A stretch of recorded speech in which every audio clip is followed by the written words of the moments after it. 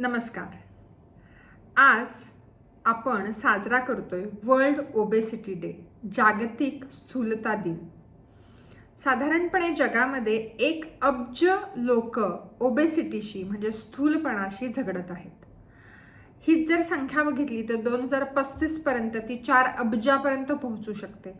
Childhood obesity की जी साधारणपणे 1975 मध्ये बघितलं तर त्याचं प्रमाण 4% होतं आणि आजच्या डेटला ते प्रमाण जवळजवळ 20% आहे. चाइल्डहूड ओबेसिटी वाढतीये, लहान मुलांमधील लठ्ठपणा वाढतोय आणि त्या योगाने होणारे जे फ्युचरमध्ये येणारे जे दुष्परिणाम आहेत शरीरावरती, जसं की बीपीचा त्रास होणं, ज्याला आपण हायपरटेन्शन असं म्हणतो, डायबिटीस, लहान मुलांमध्ये आजकाल डायबिटीसचं प्रमाण, शुगर हाय असणं दिसत आहे.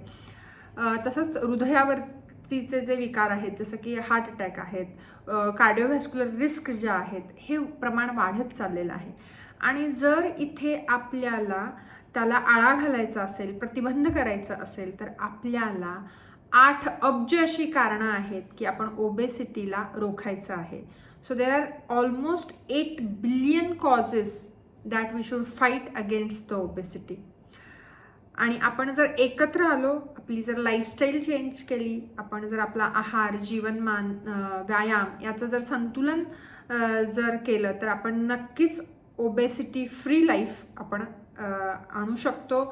म्हणून ह्या ओबेसिटीचा जो दिवस आहे, वर्ल्ड ओबेसिटी डे जो आहे, आज आपण एक प्रतिज्ञा घेऊयात की we should fight against this because together we can change the story.